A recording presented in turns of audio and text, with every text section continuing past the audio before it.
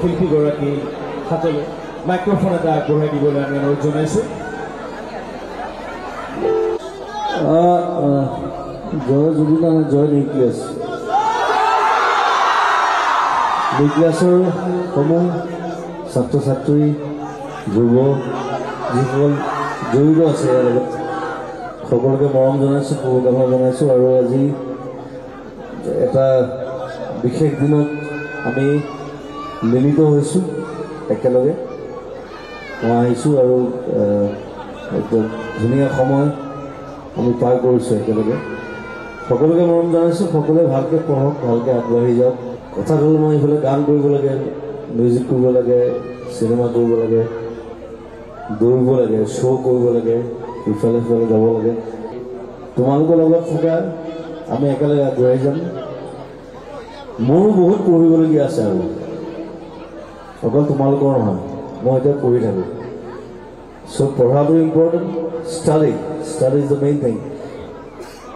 আৰু আমি তেনেকৈ আগবাঢ়ি যাম। আৰু যিদিনা UST মোক ডক্টৰেট দিছে, সেইখন একদম সৰুকৈ আৰম্ভ কৰিছিলে, এইটো বহুত ডাঙৰ হ'ল। চ' নাথিং ইজ ইম্পচিবল। তাত মোৰ ভণ্টিও চাকৰি কৰে, তাই প্ৰফেচাৰ হৈ যায়। আৰু সেইটোৱে কথা আৰু আগবাঢ়ি যোৱাটো, be progressive, that's the main thing. Be progressive in life. মই গ্ৰেজুৱেশ্যনো কৰা নাই, কিন্তু মোক ডক্টৰেট দিছে। That is very important. কিয় দিছে? Because of my study. মই এবাৰ পৰীক্ষাত বিশ্বাসী নাছিলোঁ, কাৰণ মোৰ এম্বিশ্যনটো বেলেগ আছিলে যে মই মিউজিক কৰিম, গান কৰিম, চিনেমা কৰিম, মই এনেকৈ আগবাঢ়ি যাম।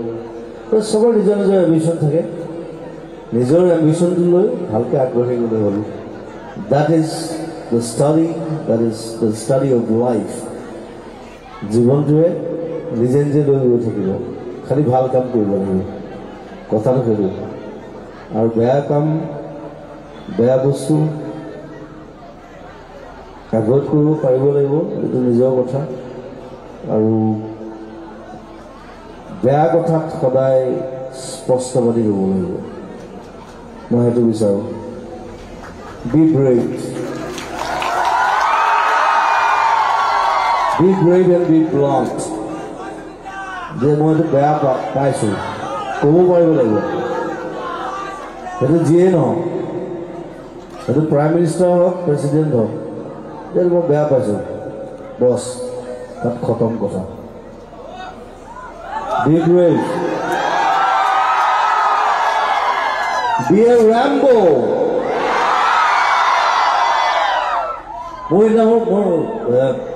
মোৰ কুকুৰ পোৱালীয়ে মানে মই কুকুৰ বহুত ধেৰ ৰাখোঁতো। 9টা পোৱালি দিলে, 3টা মৰিলে, 6টা আছে।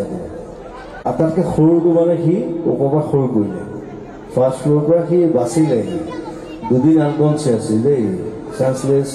তাক চেলাইন তেলাইন দি তাক 3 দিনলৈ সি সাৰ পাই গ'ল। এতিয়া মোৰ লগত থাকে, সেইকাৰণে তাৰ নাম দিছোঁ মই Rambo. So' be a Rambo, be a fighter in life. Fight for your history, own history, নিজৰ লাইফৰ হিষ্ট্ৰী। That's it. আৰু জাতীয়তাবোধ, অসমীয়া জাতি, অসমীয়া সংস্কৃতি, অসমীয়া ভাষা আমিয়ে জীয়াই ৰাখিব লাগিব। Only U.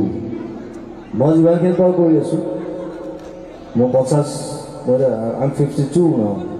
মোৰ অহা মাহত মোৰ 52 হ'ব। চ' মই 30 বছৰ জীৱন পৰ দিছোঁ।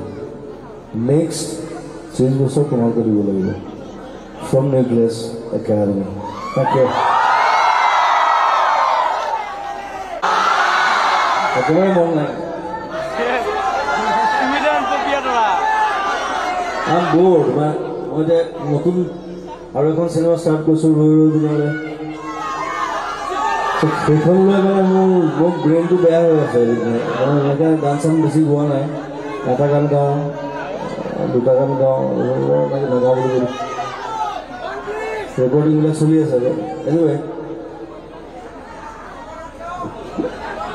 কিবা এটা গাই দিওঁ ন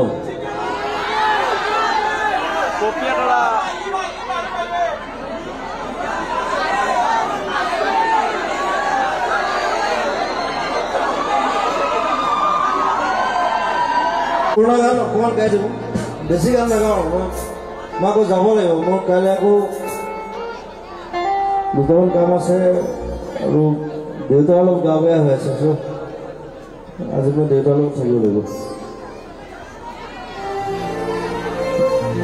দেউতাই মোক নেদেখে আজিকালি মোক কয় মানে মই যেতিয়া যিদিনা দেখে মোক কয় যে ধ্ৰুৱ তৰা কেতিয়াবা ওলাই যে